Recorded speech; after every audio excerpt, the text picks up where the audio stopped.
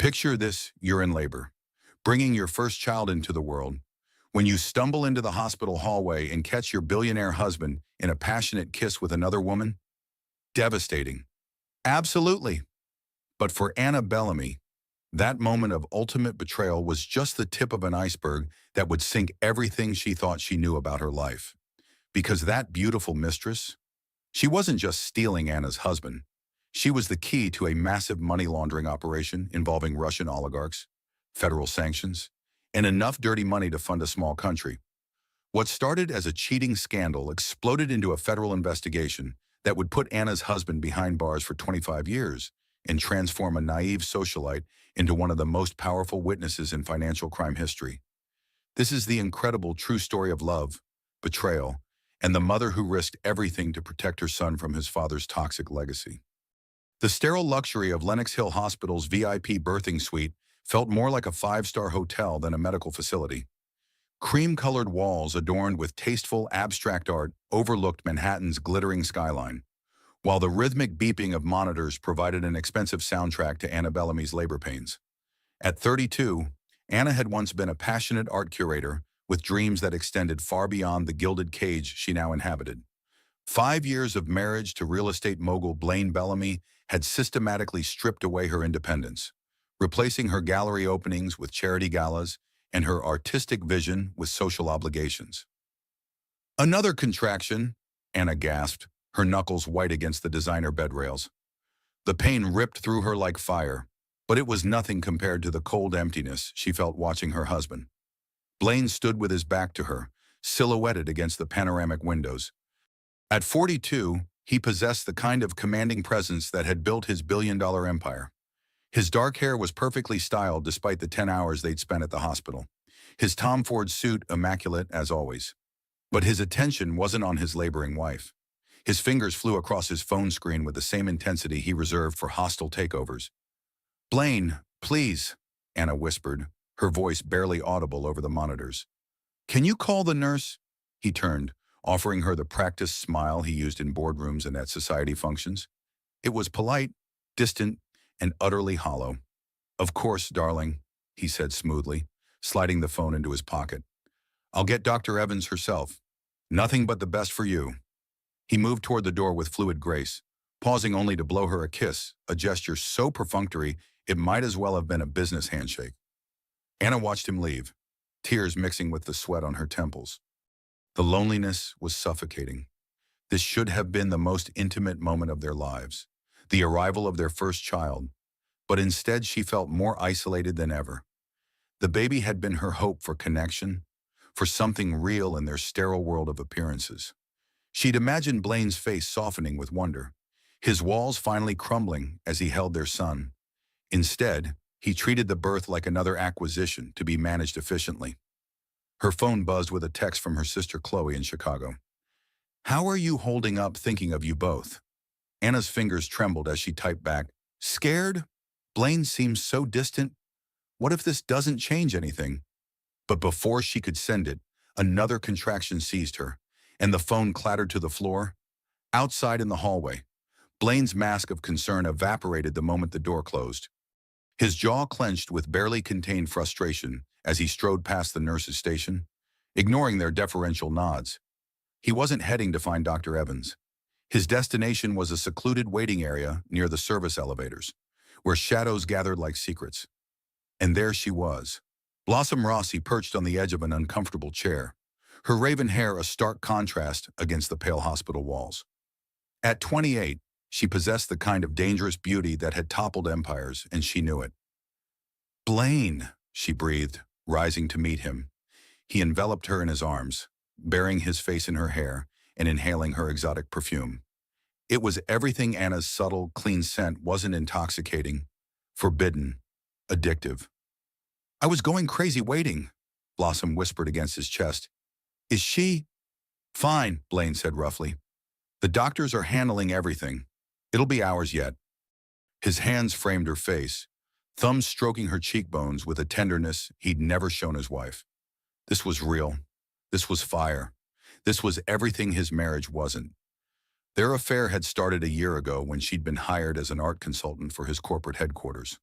The connection was immediate, electric, dangerous, all-consuming. With Blossom, there were no pretenses, no society expectations.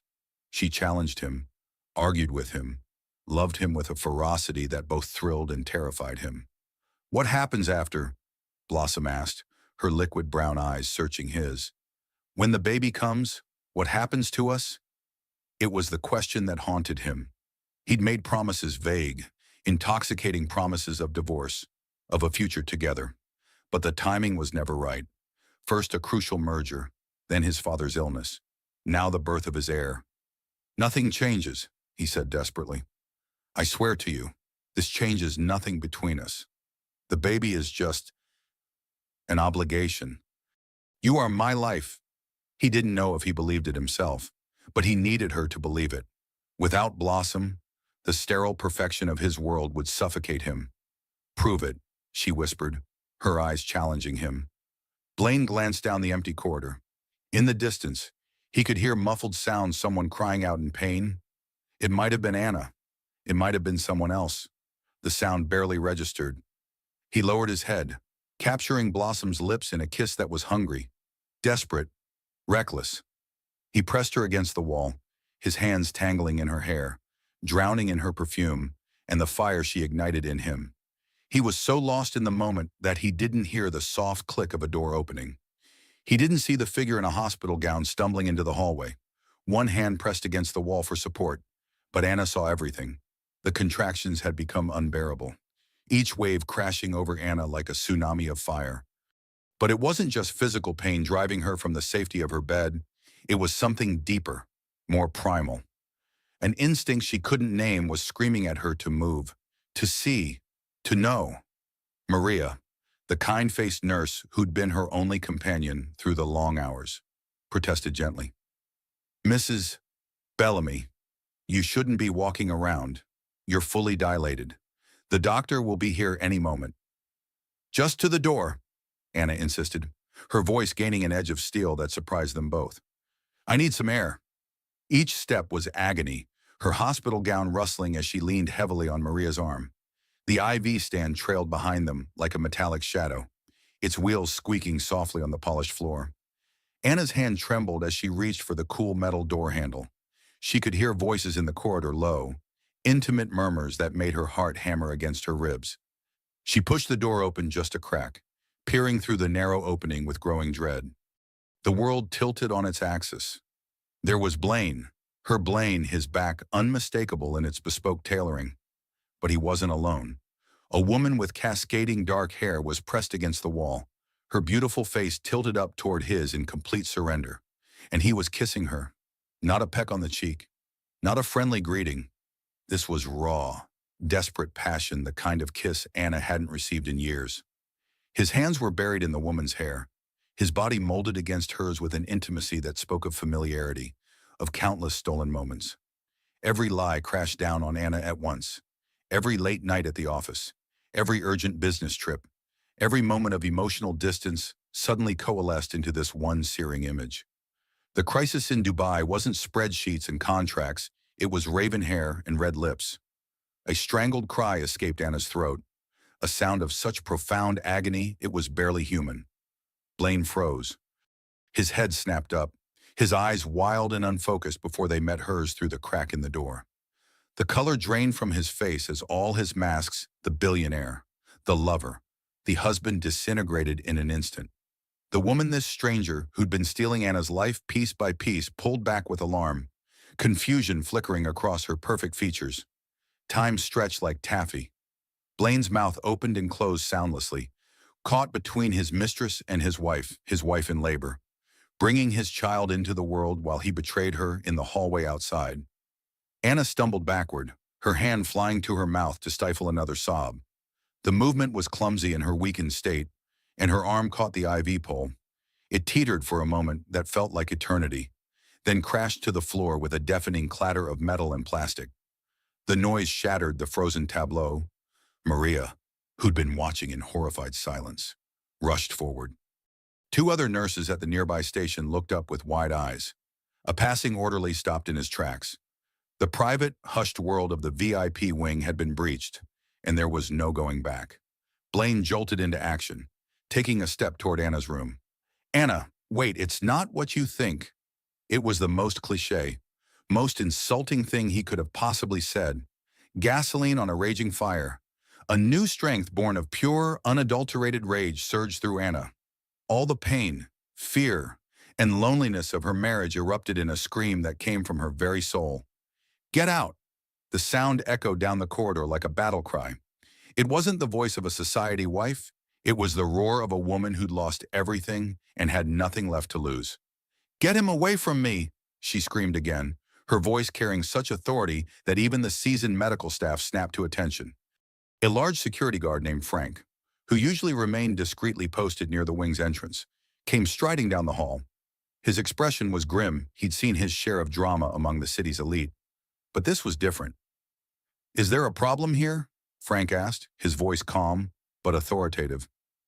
Yes, Maria said, her professionalism taking over despite her trembling hands. She pointed at Blaine with righteous indignation. This man is causing distress to my patient. She wants him removed immediately. Blaine's face contorted with fury and humiliation. This is my wife. I'm not going anywhere. He tried to push past the nurse, but Frank stepped into his path, a solid wall of muscle, completely unimpressed by expensive suits or corporate power. Sir, you need to step back, Frank said firmly, placing a restraining hand on Blaine's chest. Do you have any idea who I am? Blaine snarled, his voice low and dangerous. It was the line that had opened doors and bent the world to his will his entire life. Frank's expression didn't flicker. Right now, sir, you're the man a patient in labor has asked to have removed. My job is to protect patients. You can walk out calmly, or I can escort you out. Your choice? The woman blossom watched from the shadows, her face a mask of shock and fear. This wasn't part of her fantasy. The powerful, controlled Blaine she knew was being publicly humbled, and she was melting back toward the service elevator like smoke.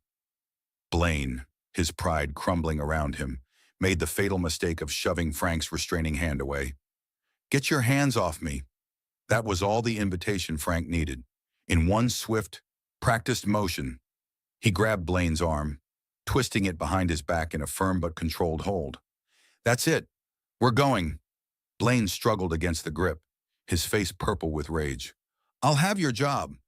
I'll buy this whole damn hospital and fire every last one of you. But his threats were empty now. He was just another problem to be managed, another source of chaos to be removed. A second guard arrived, and together they began half-dragging, half-walking the struggling billionaire down the corridor. His shouts of indignation and fury echoed off the sterile walls as he was forcibly removed from the scene of his own betrayal, past the stunned faces of nurses and the silent, retreating figure of his mistress. Inside the suite, Anna collapsed onto the bed, her body shaking with sobs and another terrifyingly intense contraction. The baby, she gasped. The baby is coming now. Through the open door, the last thing Anna saw was the back of her husband's head as he was dragged around the corner, his threats fading into the distance. The man who was supposed to be her partner in creating life was being hauled away like a common criminal. And in his place, new life was fighting its way into a world already shattered by betrayal. The birthing suite had transformed from a scene of luxury into a battlefield of raw emotion and medical urgency. Anna lay back against the pillows, her face streaked with tears and sweat, while Dr. Evans worked with calm efficiency. Anna, I need you to focus on me, Dr. Evans said, her voice a steady anchor in the storm. Breathe with me. Your son is ready to meet you. Through the chaos of her shattered heart, Anna found something she didn't know she possessed, a fierce, protective strength that had nothing to do with Blaine's money or status. This wasn't about their marriage anymore. This was about her and her son, with a final monumental effort that was equal parts agony and triumph. Anna brought Nicholas into the world. His healthy cry filled the room, lusty, indignant, and absolutely perfect. As the nurses cleaned and wrapped him, Anna felt a wave of love so pure and powerful, it momentarily erased everything else. When Dr. Evans placed the warm bundle in her arms, Anna looked down at Nicholas's tiny, perfect face and felt her heart reconstruct itself around this new, unbreakable bond. He's beautiful, Maria whispered, tears in her own eyes. Anna nodded. unable to speak. For the first time in hours, maybe years, she felt peace. Whatever happened next, she had this. She had him. Mrs. Bellamy, a gentle voice interrupted her reverie. Anna looked up to see a distinguished man in his 50s standing in the doorway. Arthur Vance, Blaine's personal attorney, wore an expression of such profound sadness that Anna's newfound peace immediately evaporated. Behind him stood two uniformed police officers. "What is this?" Anna whispered, instinctively pulling Nicholas closer. Arthur stepped into the room, his usually confident demeanor replaced by something that looked almost like shame. "Anna, I'm so sorry to be doing this now. There's no easy way to say this." He paused, seeming to gather himself. "Blaine has been taken into federal custody." The words didn't compute. Anna stared at him, her mind refusing to process what she'd heard. "Federal custody? What are you talking about? Security just removed him for—" She gestured helplessly toward the door. "This has nothing to do with the hospital incident," Arthur said quietly. "The FBI has been building a case against him for 18 months. He was arrested downstairs in the lobby." The room began to spin. 18 months. A lifetime during which she'd been planning nurseries, attending birthing classes, believing her husband was building their future. "Arrested for what?" she asked, her voice barely a whisper. Arthur's gaze finally met hers, and she saw not just pity, but a deep, world-weary sorrow. Racketeering, wire fraud, and money laundering. "Anna, Bellamy Holdings isn't what it seems. A significant portion of its capital is illegitimate." The words hit her like physical blows. The Dubai acquisition he was so focused on, it was a front to launder over $200 million from a Russian oligarch currently under federal sanctions. Anna felt the air leave her lungs. The sterile suite suddenly felt like an elaborate crime scene. Her home, her life, the very foundation she'd been building for her family, all of it was a lie. "The woman in the hallway," Anna said, pieces clicking together with horrifying clarity. "Who was she?" Arthur's expression tightened. "Her name is Blossom Rossi. She presented herself as an art consultant. In reality, she's the daughter of Alexei Petrov, the oligarch in question. The FBI believes she was the primary liaison between Blaine and her father." A cold, bitter laugh escaped Anna's lips. "Their affair was business, a very dangerous business. The federal government is moving to freeze all of his assets," Arthur continued, his voice heavy with implication. "Personal and corporate. That includes your joint accounts, credit cards, properties, everything. The beautiful penthouse, the house in the Hamptons, the carefully curated life, all smoke and mirrors built on criminality." One of the officers stepped forward apologetically. "Ma'am, we understand this is difficult, but we have a warrant to secure any personal electronics belonging to Mr. Bellamy." Anna's eyes drifted to the bedside table, where Blaine's second phone, the Dubai phone, lay next to a half-empty glass of water. Without a word, she pointed to it with a trembling finger. As the officer placed it in an evidence bag, a new realization crashed over her. Blaine wasn't just a cheating husband who'd been publicly humiliated. He was a federal criminal. And she, by virtue of being his wife, was inextricably linked to his crimes. "Anna," Arthur said, pulling a chair to her bedside. His voice dropped to a conspiratorial whisper. "You need to understand something. Blaine will try to protect himself by any means necessary. He won't hesitate to claim you knew about his activities." "I knew nothing," Anna whispered, looking down at Nicholas sleeping peacefully in her arms. "I thought he was just distant, having an affair. Not this." "I believe you," Arthur said, and for the first time, she saw something other than professional duty in his eyes. "I've been Blaine's lawyer for 15 years. 6 months ago, the FBI approached me with evidence I couldn't ignore. I've been cooperating with them ever since." Anna's head snapped up. The quiet and unassuming lawyer had been an informant. "Why are you telling me this?" "Because as of this moment, I no longer represent Blaine Bellamy," Arthur said firmly. "My duty now is to protect you and your son. The government has no interest in prosecuting you.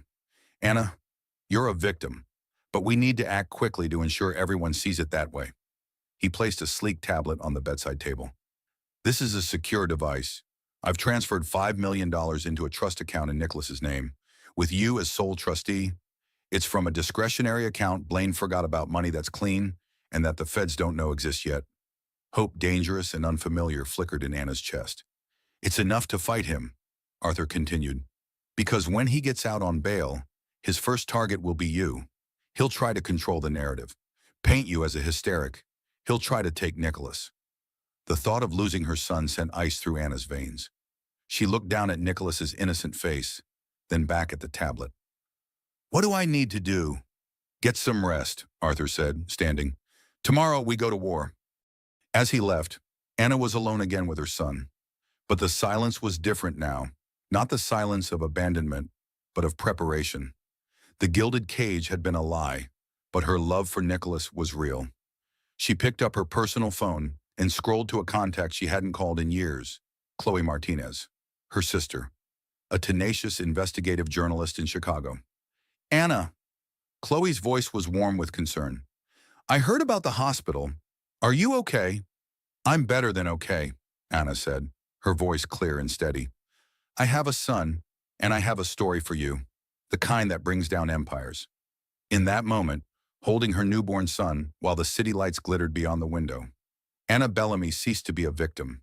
She'd been betrayed and her world destroyed. But from the ashes, a warrior was emerging. The battle for her son's future was about to begin.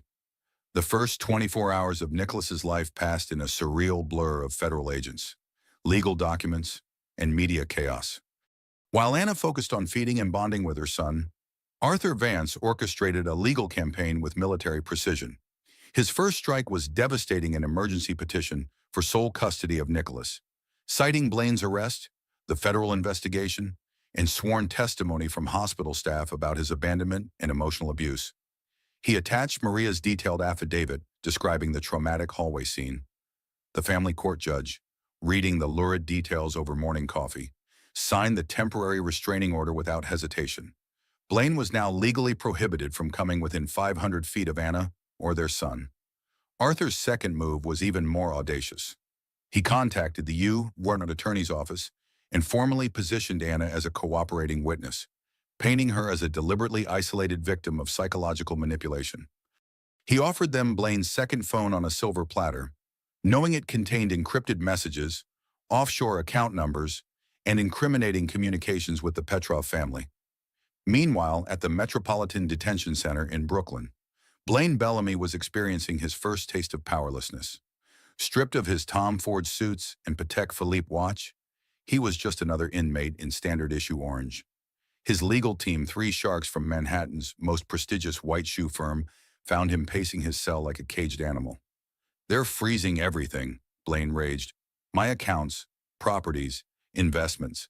How am I supposed to post bail without access to my money? Marcus Thorne, his lead counsel, slid a file across the metal table with practiced calm.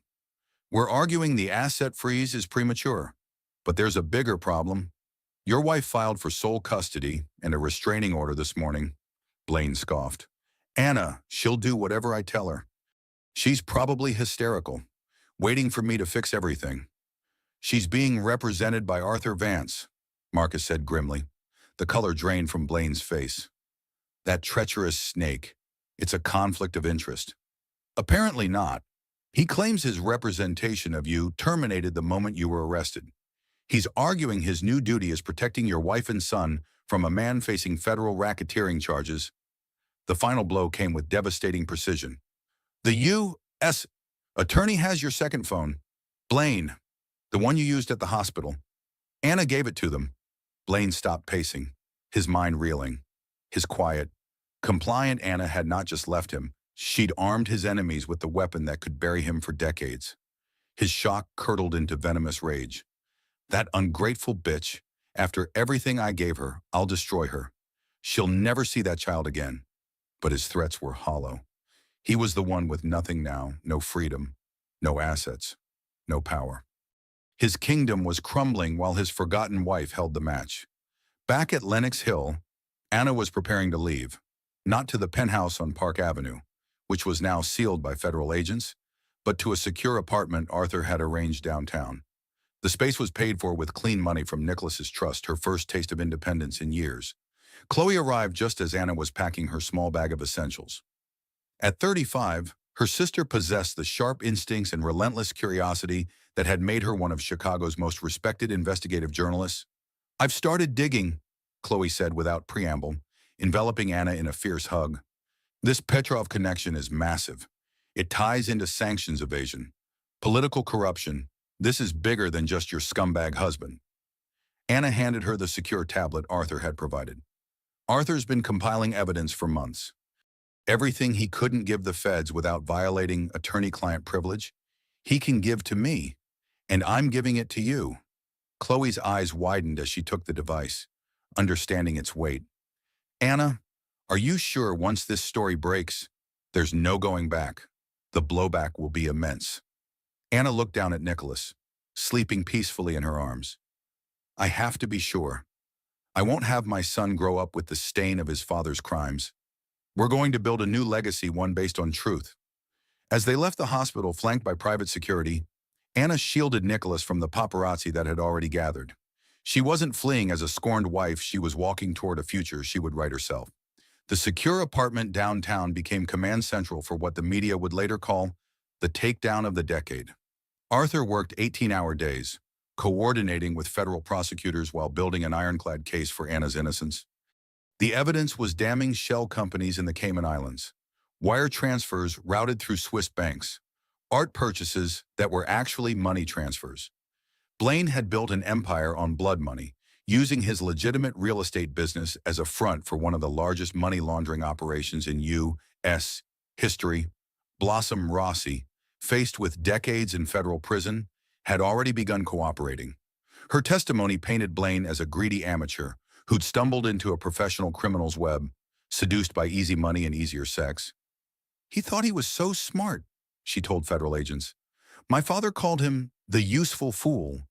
He was so arrogant, so desperate to prove he belonged in our world, that he never realized he was being played." The recordings were devastating. Hours of Blaine boasting about his untouchable position, his connections in city government, his ability to make problems disappear. His voice, captured on Blossom's wire, would become the soundtrack to his own destruction. But Anna's real weapon was her sister's pen.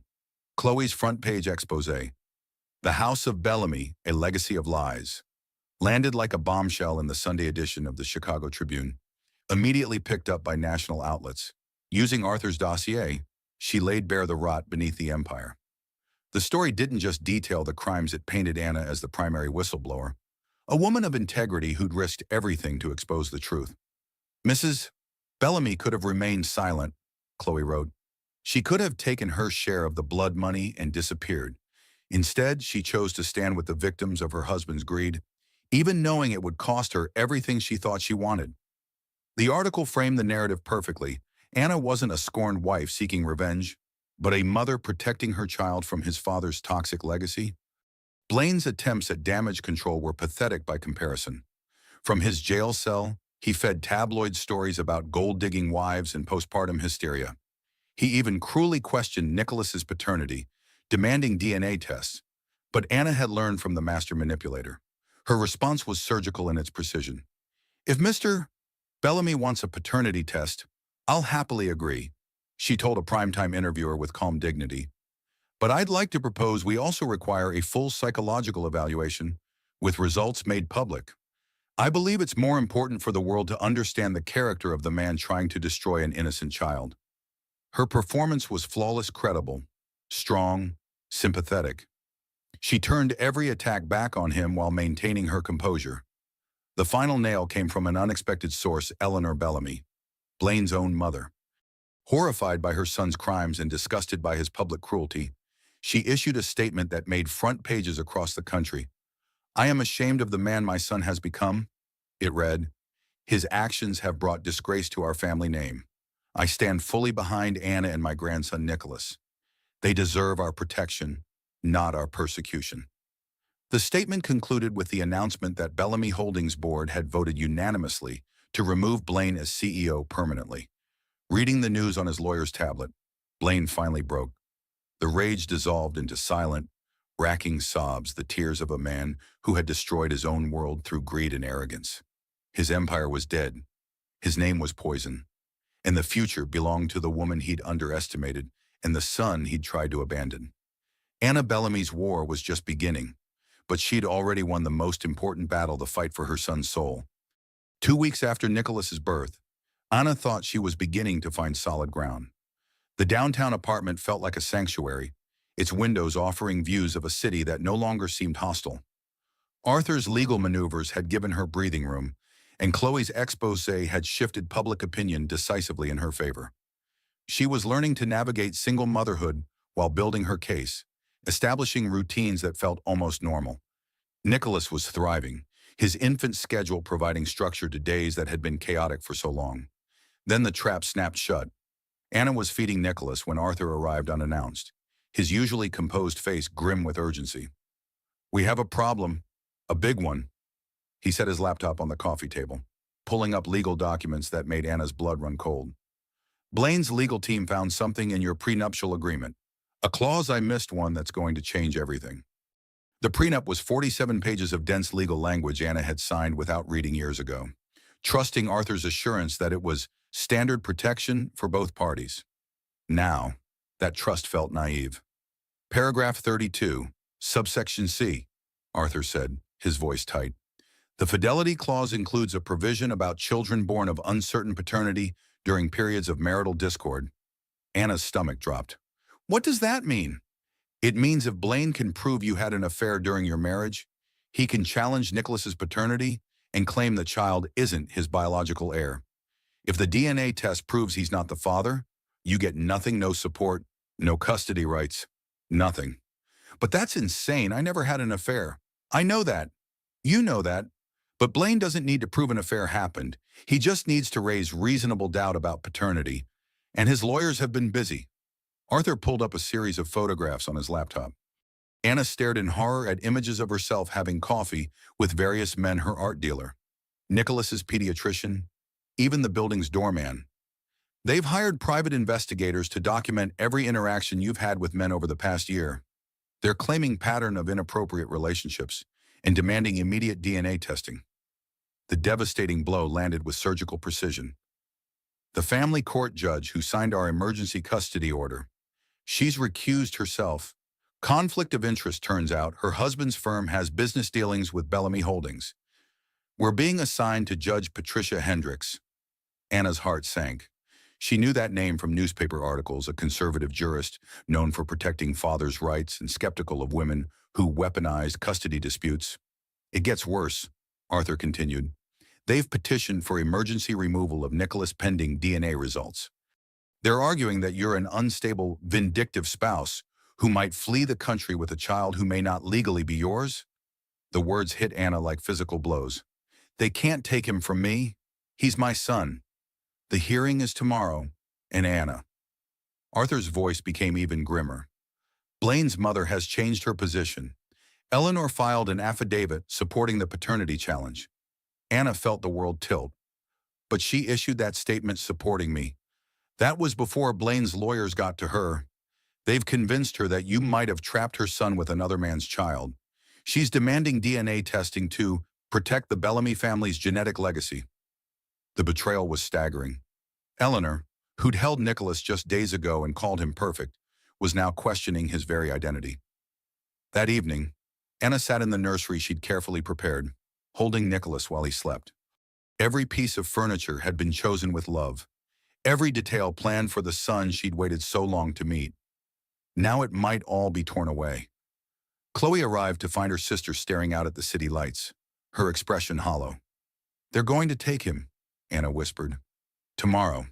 They're going to take my baby and hand him to social services while they wait for DNA results. And if Blaine isn't the father—" "Stop," Chloe said firmly. "We're not going there. Nicholas is Blaine's son. Anyone with eyes can see it. This is just another manipulation tactic." But Anna couldn't shake the terror. She'd spent years watching Blaine win through intimidation and superior resources. Now those same weapons were aimed at the most precious thing in her life. The hearing the next morning was a nightmare.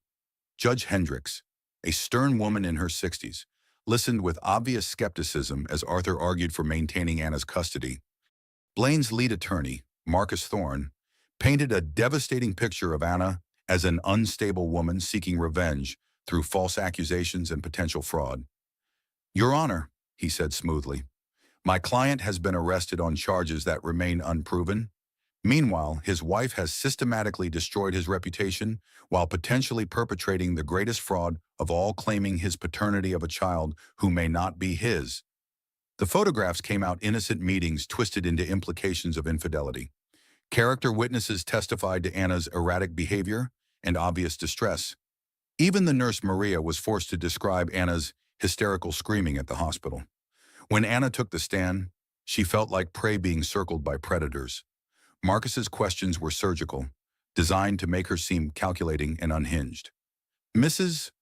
Bellamy, isn't it true you had your lawyer ready with custody papers before your husband was even arrested?" "No, that's not. You gave his personal phone to federal agents without waiting for a warrant." "Correct. I was cooperating with—" "You immediately contacted a journalist to publish damaging stories about my client." Each question was a trap, making her reasonable actions seem vindictive and premeditated. The judge's decision was swift and devastating. Given the serious questions raised about paternity and the clear conflict between the parties, "I'm ordering temporary removal of the minor child to neutral custody pending DNA testing and psychological evaluation of the mother." Anna's scream of "no" echoed through the courtroom as two social workers approached to take Nicholas from her arms. "Please," she begged, tears streaming down her face. "Don't take him from me. I'm his mother." But the law was inexorable. Nicholas was placed in emergency foster care with a state-approved family, his cries as he was taken from Anna's arms haunting everyone present. Anna collapsed as they led her son away, her world crumbling for the second time in 3 weeks. Chloe and Arthur helped her to her feet, but she felt broken beyond repair. "How did this happen?" she whispered. "How did I go from victim to losing my child?" Arthur's jaw was tight with rage. "Because Blaine Bellamy is a master manipulator, and the system can be gamed by people with enough money and connections." But even as Anna grieved, Chloe was already working.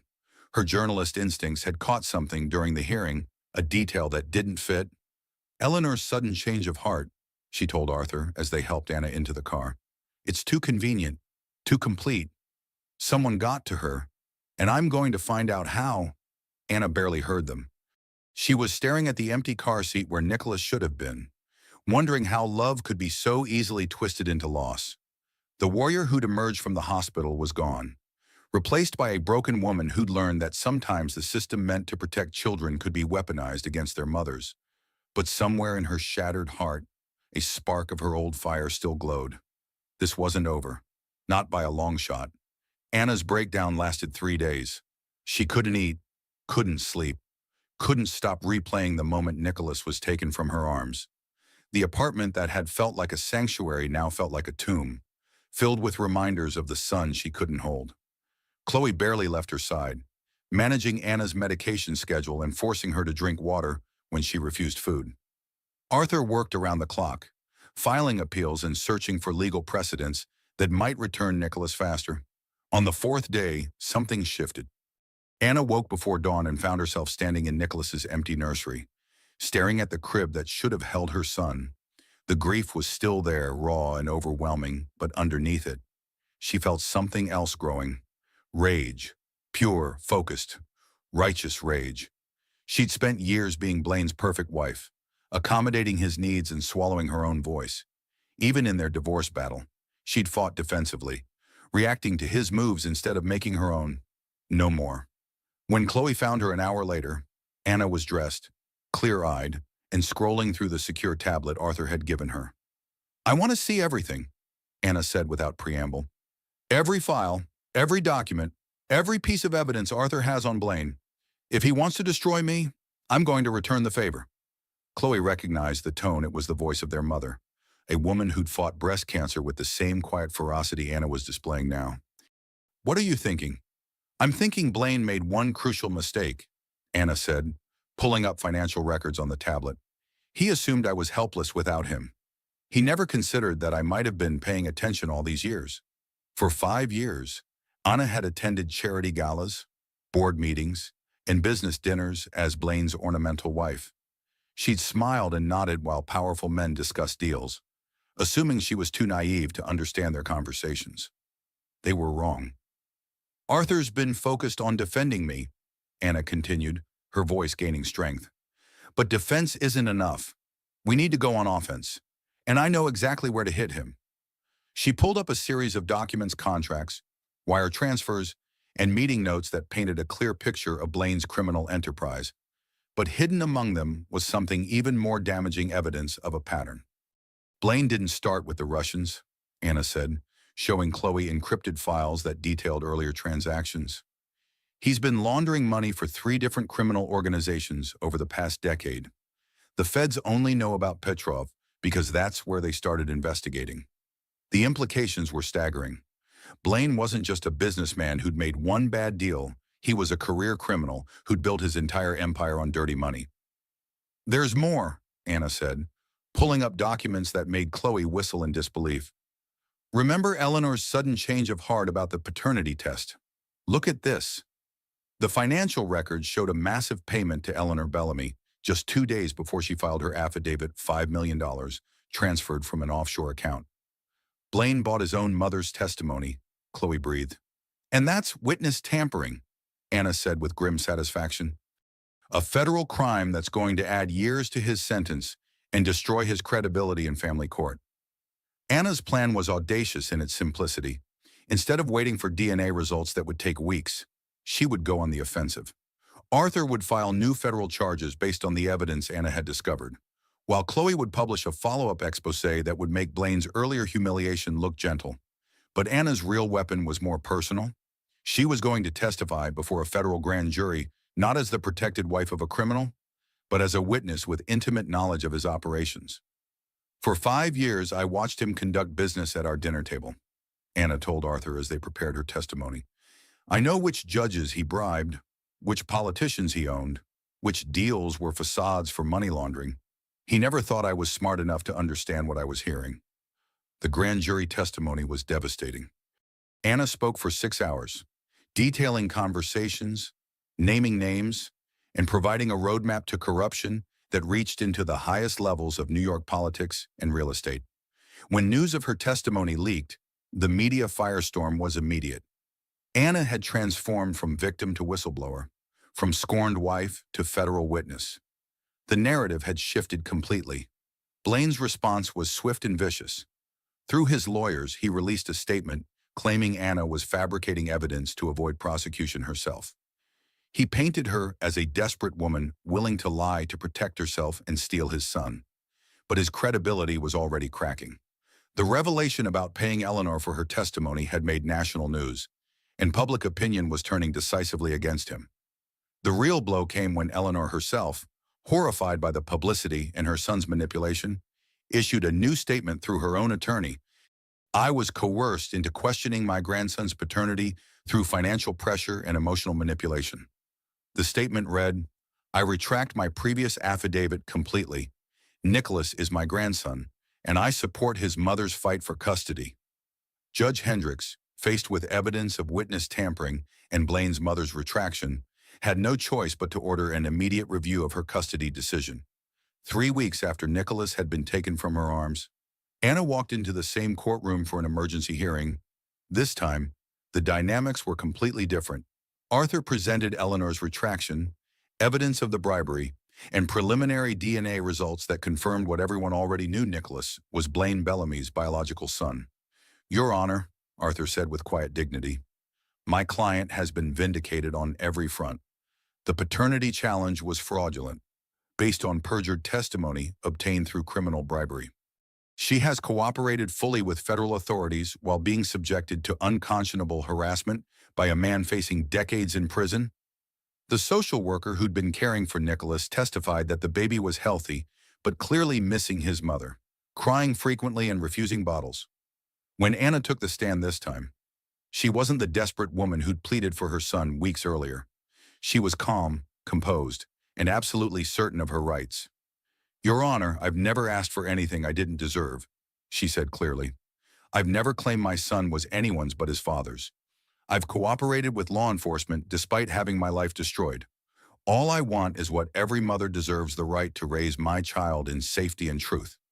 Judge Hendricks, clearly embarrassed by the manipulation of her courtroom, didn't hesitate. Custody is hereby returned to the mother immediately. All previous restrictions are lifted. Mr.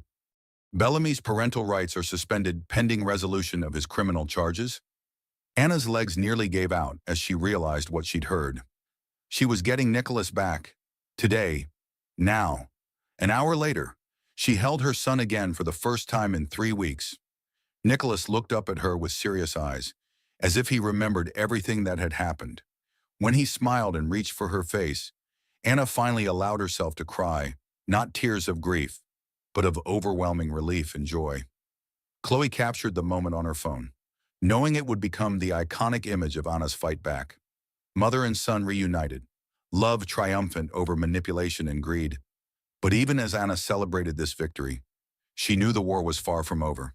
Blaine still had appeals, still had lawyers, still had the capacity to cause damage from his prison cell. The difference now was that Anna was no longer fighting defensively. She'd learned to use Blaine's own weapons against him: superior knowledge, strategic thinking, and the kind of ruthless focus that had once made him powerful. The student had become the master, and class was still in session.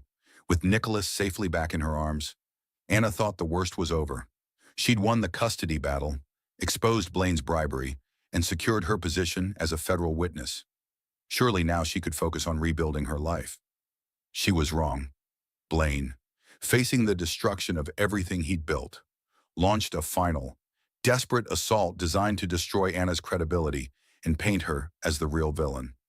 If he was going down, he was determined to take her with him. The attack came from multiple directions simultaneously.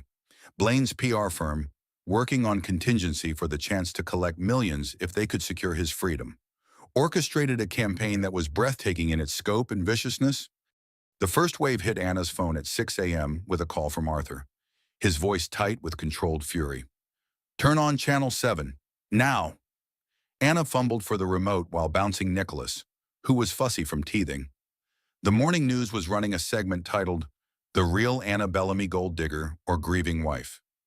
The report was devastating in its thoroughness. Hidden cameras had captured Anna's sister Chloe meeting with federal agents. The footage was edited to suggest Chloe was being paid for information.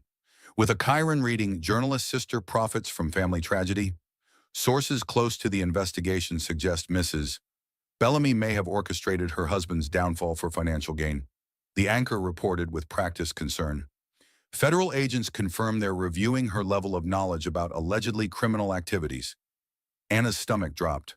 They were turning her cooperation against her, making it seem like she'd been complicit all along. The second wave came an hour later, a series of social media posts from anonymous sources revealing Anna's lavish spending during her marriage. The posts included photos of her at charity galas, shopping on Fifth Avenue, and vacationing in the Hamptons, all activities she'd participated in as Blaine's wife, but now presented as evidence of greed and moral bankruptcy. The third wave was the most personal. At noon, a tabloid published a front-page story, "Baby Nicholas, a pawn in mother's revenge game." The article included quotes from child psychology experts, questioning whether Anna's high-stress lifestyle was appropriate for an infant. By evening, the narrative had shifted dramatically. Social media was flooded with comments calling Anna a money-hungry witch and demanding she be investigated for child endangerment. Justice for Blaine was trending on Twitter. Anna watched the destruction of her reputation in real time, feeling helpless as 5 years of careful public image work was obliterated in a single day. "How are they doing this?" she asked Arthur as they watched another news segment question her fitness as a mother. "Money," Arthur said grimly. "Blaine's offshore accounts may be frozen, but he still has access to cryptocurrency and shell company funds the feds haven't found. He's spending millions on this campaign." The next morning brought fresh horrors. Anna discovered protesters outside her building, carrying signs reading "Gold Digger" and "Free Blaine Bellamy." Building security was overwhelmed, forcing Anna and Nicholas to remain trapped inside. Worse, Anna's email was flooded with death threats from Blaine's supporters. The messages were vile. targeting both her and Nicholas with language so brutal that Arthur immediately forwarded them to the FBI. "We need to get you out of the city," Chloe said, arriving with groceries and dark circles under her eyes. "This is getting dangerous." But Anna refused to run. "That's exactly what he wants. If I disappear now, it confirms everything they're saying about me." The campaign reached its crescendo with a primetime special on a major cable network, The Bellamy Conspiracy: How One Woman Destroyed an American Success Story. The hour-long program featured interviews with Blaine's business associates, former employees, and even some of Anna's former friends, all painting her as a calculating manipulator who'd planned her husband's downfall. The most damaging segment featured Eleanor Bellamy herself, visibly distressed and claiming she'd been pressured into changing her testimony. "Anna was always cold," Eleanor said, dabbing her eyes with a tissue. "She never loved Blaine the way he deserved. When she had the chance for revenge, she took it, regardless of who got hurt." Anna watched in horror as her own mother-in-law, the woman who'd held Nicholas just weeks ago, painted her as a monster on national television. "She's being coached," Arthur said grimly. "Everything she's saying follows Blaine's legal strategy perfectly." The program ended with an explosive revelation, an exclusive interview with Blossom Rossi. Speaking from an undisclosed location, Blossom, looking vulnerable and frightened, claimed Anna had known about the money laundering all along. "She knew about the art purchases, the overseas accounts," Blossom said tearfully. "She helped plan some of the transactions. When the FBI started investigating, she made a deal to save herself by destroying Blaine." It was all lies, but the lies were convincing. Blossom was a beautiful, sympathetic figure who seemed to have nothing to gain by lying. Her testimony was devastating. Anna's phone rang constantly with interview requests, book offers, and opportunities to tell her side of the story. But Arthur warned her against responding. "Anything you say will be twisted," he said. "We need to let the legal process work." But the legal process was slow, and public opinion was turning decisively against Anna. Overnight, she'd become one of the most hated women in America. The low point came when Anna took Nicholas for a routine pediatrician appointment. Protesters surrounded the medical building, screaming accusations and holding signs with her photo crossed out in red. One woman managed to get close enough to spit at Anna's car window, shouting, "Baby killer," as security rushed to intervene. Anna made it to the appointment, but she was shaking so badly she could barely hold Nicholas during his examination. "Mrs. Bellamy," Dr. Peterson said gently, "I'm concerned about your stress levels. This kind of pressure isn't healthy for you or Nicholas." That night, Anna sat in Nicholas's nursery, watching him sleep and wondering if her fight for truth was worth the cost. She'd won custody of her son, but at what price he would grow up knowing his mother was reviled by millions of people who'd never met her. For the first time since the battle began, Anna considered surrender. Maybe she should take Nicholas and disappear, start over somewhere no one knew their names. But as she watched her son's peaceful face, she remembered something her own mother had told her years ago. Sometimes doing the right thing makes you enemies, but living with the consequences of doing the wrong thing is worse. Anna picked up her phone and called Chloe. "I want to do an interview," she said. "One interview, prime time, live television, no editing, no manipulation, just me, telling the truth." Chloe was quiet for a moment. "Are you sure once you go public, there's no taking it back?" Anna looked down at Nicholas, sleeping peacefully despite the chaos surrounding their lives. "I'm sure. It's time to stop playing defense. If Blaine wants a media war, I'll give him one he'll never forget." The battle for public opinion was about to enter its final phase, and Anna Bellamy was ready to fight for her son's future with everything she had. Anna's decision to grant a live television interview sent shockwaves through both camps. Blaine's legal team, confident their media blitz had destroyed her credibility, suddenly found themselves scrambling to prevent what could be their client's final blow. They filed emergency motions claiming Anna was violating court orders about public statements. They threatened to sue the network for providing a platform for known fabrications. They even had Eleanor Bellamy issue another statement expressing concern for my grandson's privacy. But Anna had chosen her venue carefully. The interview would air on Truth Matters, a respected news program known for thorough fact-checking and aggressive follow-up questioning. Host Sarah Chen had built her reputation by exposing lies, regardless of who told them. The morning of the interview, Anna stood in her bathroom mirror, applying makeup with steady hands. She'd chosen her outfit carefully, a simple navy dress that suggested competence without ostentation, minimal jewelry that conveyed sincerity over wealth. Chloe knocked softly on the door. "You ready for this?" "As ready as I can be," Anna replied, checking her appearance one final time. "How's Nicholas?" "Perfect angel with the sitter. He smiled when I left, like he knows mommy's fighting for him." Anna's resolve strengthened. This wasn't about her reputation anymore. It was about the truth that Nicholas deserved to inherit. The studio was smaller than Anna had expected, intimate in a way that would make lies harder to tell. Sarah Chen was professional but warm during their brief pre-interview chat, explaining the format and assuring Anna they would fact-check everything in real time. "Mrs. Bellamy," Sarah began once they were live, "you've been largely silent while your reputation has been systematically destroyed over the past month. Why speak out now?"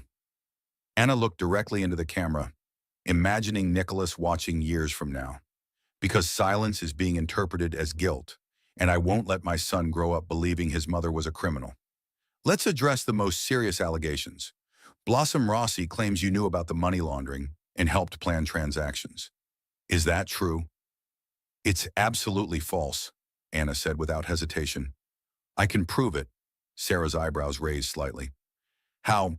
"Because every transaction Blossom mentioned happened while I was verifiably somewhere else. My calendar, credit card records, even social media posts, all time-stamped and independently verified, show I was at charity events, medical appointments, or out of the country entirely." Anna had spent weeks preparing for this moment, cross-referencing every claim against her documented activities. Arthur's team had assembled an airtight alibi for each alleged incident. "Furthermore," Anna continued, "Blossom's testimony contains a fatal flaw. She claims I helped plan the Cayman Islands transfers in March of last year. But I was in the hospital that entire week with pneumonia, something easily verified through medical records." Sarah consulted her notes, where Anna's team had provided documentation for every claim. The fact-checking was happening in real time, and Anna was passing every test.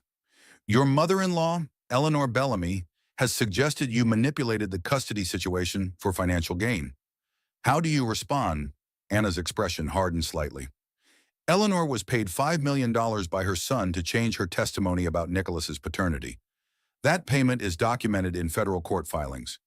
She was either complicit in bribery or coerced into it. Either way, her credibility is compromised." "That's a serious accusation." "It's a documented fact," Anna replied firmly. "The wire transfer records are public information now. Anyone can verify them."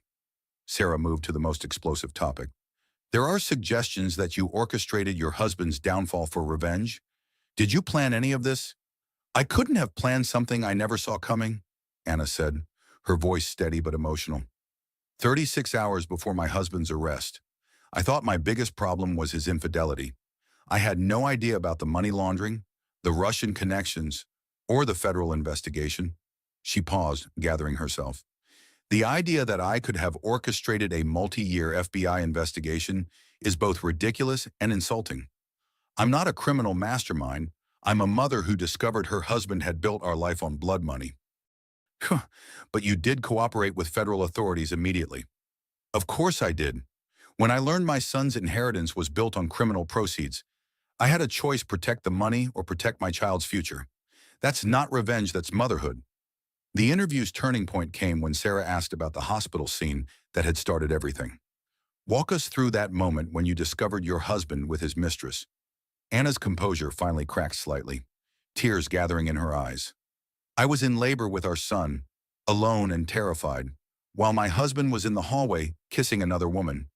That betrayal was devastating enough, but learning it was all part of a criminal conspiracy was beyond comprehension." Her voice strengthened again. "I gave birth to my son while federal agents were arresting his father. Nicholas's first moments in this world were surrounded by chaos and lies. I'm fighting to make sure that's not how his story ends." Sarah delivered the interview's most powerful moment. "What do you want people to know about who you really are?" Anna looked directly into the camera, speaking to the millions watching and to her son's future. I'm not perfect. I made mistakes marrying a man I didn't really know, staying silent when I should have asked questions, caring more about appearances than truth. She paused, her voice gaining strength. But I'm not a criminal. I'm not a gold digger. I'm not a manipulator. I'm a mother who discovered her life was built on lies and chose truth over comfort. I chose my son's future over my own security. Her final words were delivered with quiet dignity. Blaine Bellamy is counting on people believing that I'm the villain in this story. But the real villain is greed, the kind of greed that destroys families, corrupts institutions, and steals children's innocence. I won't let greed win, not when my son's future is at stake. Crying nut. The interview ended, but its impact was immediate and devastating to Blaine's narrative. Social media sentiment began shifting within hours. Truth Matters started trending, pushing aside our justice for Blaine. More importantly, Anna's documented evidence began circulating online. Independent journalists verified her claims about being elsewhere during key transactions. Medical records confirmed her hospitalization. The timeline of her knowledge versus the FBI investigation became clear. Within 24 hours, Blossom Rossi's interview was being dissected and debunked. Her claims about Anna's involvement fell apart under scrutiny, and questions arose about who had coached her testimony. Eleanor Bellamy, faced with public documentation of her son's bribery payment, issued a statement through her attorney. I have been subjected to financial and emotional manipulation by my son. My previous statements about Anna were made under duress. I apologize to her and my grandson for any harm caused. The final blow came when the FBI announced they were investigating Blaine for additional charges related to witness tampering and obstruction of justice crimes that carried severe additional penalties. Blaine's media war had backfired spectacularly. His lies were unraveling faster than his lawyers could spin new ones, and public opinion was swinging decisively back toward Anna. But Anna knew the real victory wasn't in winning public approval. It was in creating a record of truth that Nicholas could read when he was old enough to understand. Her son would know his mother had fought for him with honesty and courage. That was worth more than any fortune built on lies. 6 months after Nicholas's birth, Anna sat in the federal courthouse gallery, watching the final act of Blaine Bellamy's downfall. The man who had once commanded boardrooms and bent the city to his will now sat at the defendant's table in a standard-issue suit, his expensive haircut grown out and his confident demeanor replaced by the hollow stare of someone who'd lost everything. The trial had been swift and devastating. The evidence Arthur had helped compile, combined with Anna's cooperation and Blossom's eventual full confession, had painted an undeniable picture of a decade-long criminal enterprise.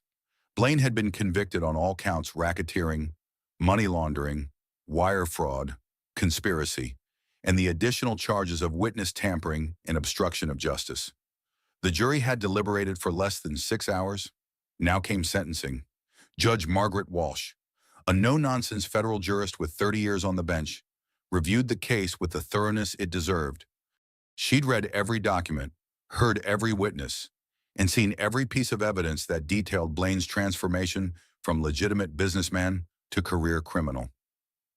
Mr. Bellamy, Judge Walsh began, her voice carrying the weight of absolute authority. You have been convicted of crimes that strike at the heart of our financial system and national security. Your actions facilitated money laundering for terrorist organizations, oligarchs under federal sanctions, and international crime syndicates. Anna held her breath, Nicholas sleeping peacefully in her arms despite the gravity of the moment. More disturbing to this court, the judge continued, is your complete lack of remorse and your attempts to destroy innocent people to save yourself. Your manipulation of your own mother, your harassment of your wife, and your attempts to weaponize the custody of your infant son demonstrate a level of moral bankruptcy that goes beyond mere greed.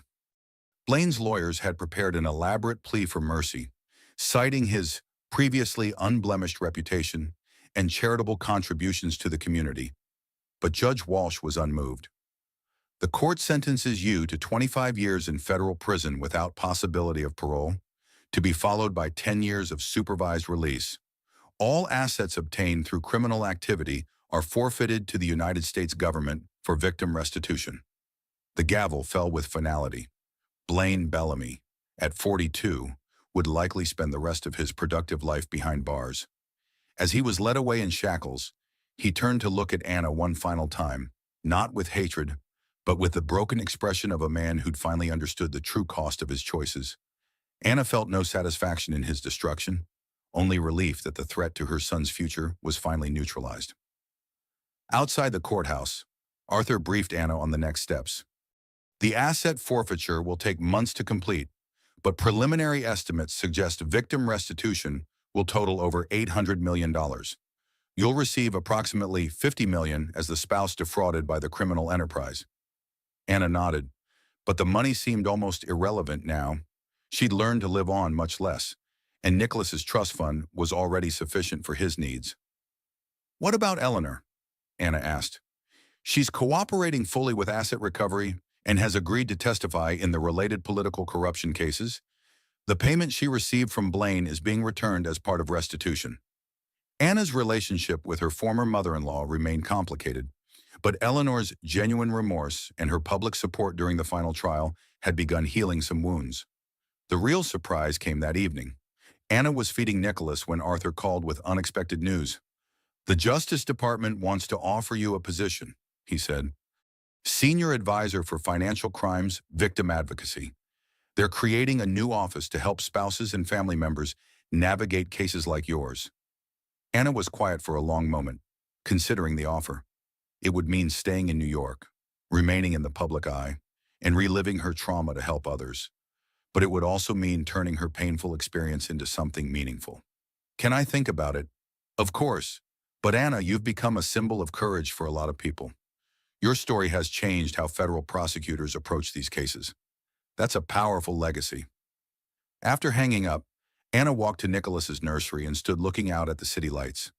The same view that had once seemed cold and hostile now looked like possibility. She'd survived Blaine's attempts to destroy her, built a new life from nothing, and secured her son's future. But more than that, she'd discovered strength she never knew she possessed.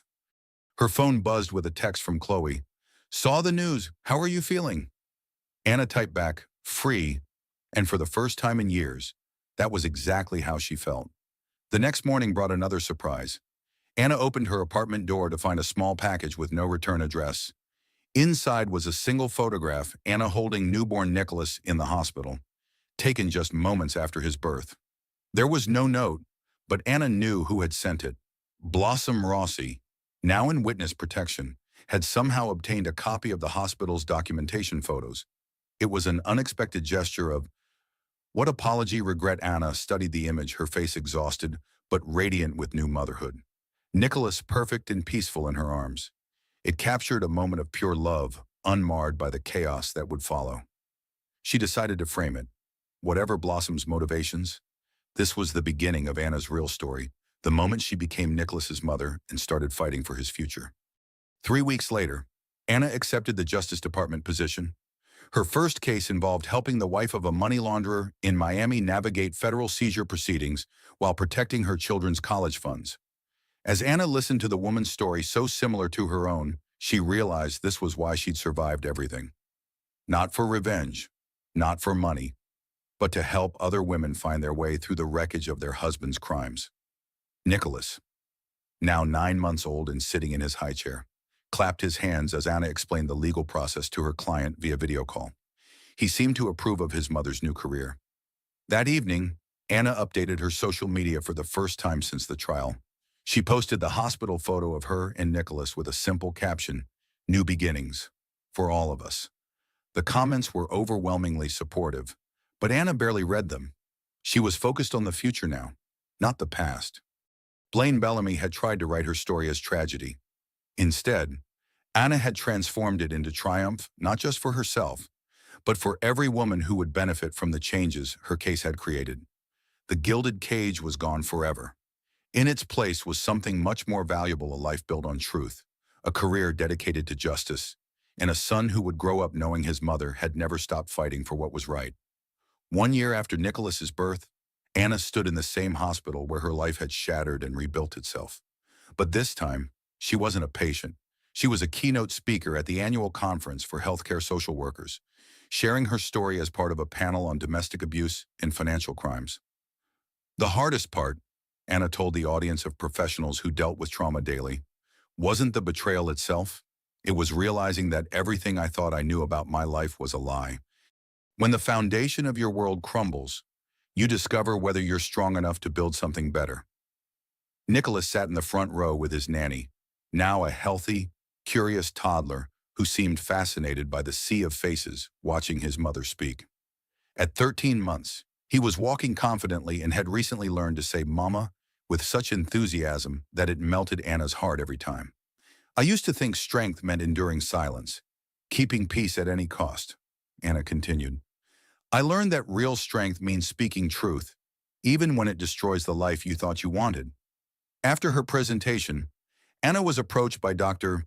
Evans, the physician who had delivered Nicholas during that chaotic night a year ago. I've followed your story, Doctor, Evans said warmly. I'm so proud of how you've transformed something so painful into something that helps others. It's what Nicholas deserves, Anna replied, watching her son charm the conference attendees with his infectious grin. He should know his mother fought for truth, not comfort. Anna's new life had settled into a rhythm that felt sustainable and meaningful. Her work with the Justice Department had expanded beyond individual cases to policy development, helping draft legislation that would better protect families caught in financial crime investigations. The Bellamy family fortune, once built on blood money, was being systematically redistributed to victims through one of the largest restitution programs in federal history. Anna had kept only what she needed for Nicholas's education and security, a fraction of what she could have claimed. Eleanor Bellamy had become an unexpected ally in the restitution process, using her knowledge of Blaine's hidden assets to help recover funds for victims. Their relationship remained careful but genuine, bonded by shared love for Nicholas and shared regret for Blaine's choices. He asks about his father sometimes, Anna confided to Arthur during one of their monthly dinners. Not yet, obviously, but someday he will. What will you tell him? Anna had thought about this often. The truth, appropriate to his age, that his father made terrible choices that hurt many people, including our family, but also that he is not responsible for those choices, and that his worth comes from his own actions, not his father's legacy. Arthur smiled. You've become quite wise about these things.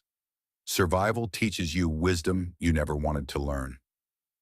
That evening, Anna received an unexpected call from Chloe, now working on a book about financial crimes and their impact on families. I got a strange call today, Chloe said. Someone claiming to represent Blossom Rossi. She wants to contribute to Nicholas's education fund. Anna was quiet for a moment. Blossom remained in witness protection, her cooperation having been crucial in dismantling several other criminal networks connected to her father. What did you tell them? That I'd ask you, but Anna, it was a substantial amount, enough to fund his college education completely. Anna looked across the room where Nicholas was playing with blocks, his concentration absolute as he attempted to build a tower taller than himself. Tell them thank you, but no, Anna said finally. Nicholas's future shouldn't be built on money from that world, even as an apology. He'll earn his way forward. It was a decision that felt right for both practical and symbolic reasons. Anna wanted Nicholas to understand that integrity sometimes meant walking away from easy solutions. 6 months later, Anna received another unexpected communication, this time directly from Blaine. It was a letter forwarded through his attorney, written in the careful handwriting of someone with too much time to think. Anna, it read, I know I have no right to ask anything of you, and I don't expect forgiveness, but I want you to know that I understand now what I destroyed. You were the best part of my life, and I was too arrogant and greedy to see it. Thank you for protecting Nicholas from my choices. Thank you for giving him the mother he deserves. I hope someday he can understand that his father's failures don't define his possibilities. I'm glad you found your strength. I always knew it was there. I was just too selfish to want you to use it. Give Nicholas my love. If you think it's appropriate, tell him his father hopes he grows up to be everything I failed to be. I will spend the rest of my life trying to make amends for what I've done. It will never be enough, but it's all I have left to offer. Be well, Anna.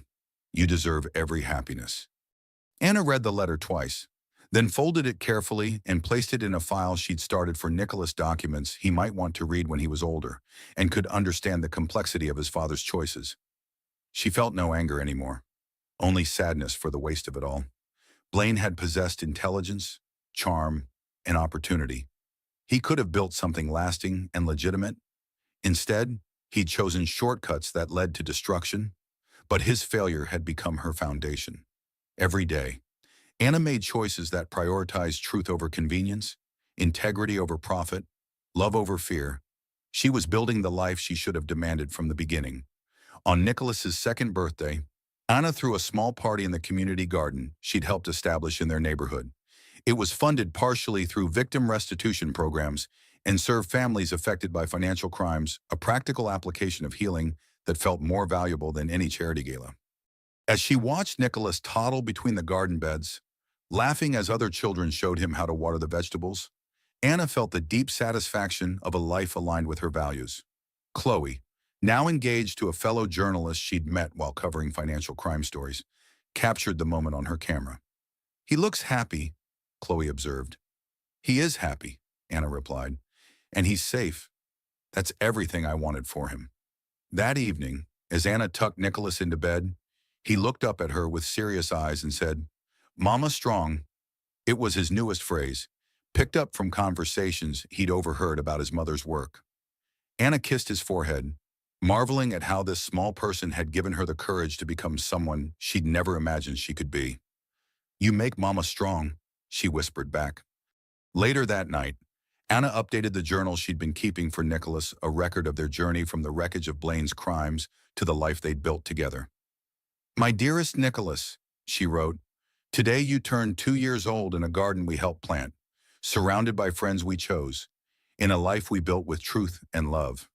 Your father's mistakes gave us pain, but they also gave us purpose. I want you to know that you were never a burden or a complication. You were the reason I found strength I never knew I possessed. You were the future worth fighting for when everything else seemed lost. Someday you'll face choices about what kind of person you want to become. I hope you'll remember that real wealth isn't measured in money or power, but in the love you give and the truth you tell. I hope you'll choose courage over comfort, integrity over convenience. Most of all, I hope you'll know that you are loved completely, not for what you might achieve or acquire, but for who you are. That love will never change, never diminish, never depend on anything you do or don't do. You are my greatest joy and my most important work. Everything good in our life flows from the moment you were born and changed everything. Love always, Mama." Anna closed the journal and looked out her window at the city lights that had once seemed so cold and hostile. Now they looked like possibility millions of people writing their own stories, making their own choices, building their own versions of happiness. She'd learned that the most beautiful life isn't the one that looks perfect from the outside, but the one built on authentic choices aligned with your deepest values. The gilded cage had been beautiful, but it had been a prison. Freedom, even with its struggles and uncertainties, was infinitely more valuable. Nicholas's soft breathing from the next room reminded Anna of why she'd fought so hard and sacrificed so much. He would grow up knowing his worth wasn't dependent on his father's name or fortune. He would learn that true security came from character, not capital. And perhaps most importantly, he would understand that love, real love, wasn't something you performed or earned, but something you chose to give and receive every day. As Anna prepared for bed, she felt the deep peace that comes from a life lived with purpose. The woman who had once defined herself as Blaine Bellamy's wife was gone. In her place was Anna Martinez Bellamy, federal advocate, community organizer, and most importantly, Nicholas's mother. The future stretched ahead of them, uncertain but unafraid. Whatever challenges came next, Anna would face them with the strength she'd discovered in her darkest hour, the strength that had always been there, waiting for her to believe in it. Some stories end with revenge. Others end with redemption. Anna's story ended with something more valuable than either the quiet triumph of a woman who had chosen truth over comfort and built something beautiful from the wreckage of someone else's greed. Outside her window, the city hummed with possibility, and inside her home, her son slept peacefully, secure in the knowledge that he was loved completely and unconditionally. It was enough, more than enough. It was everything.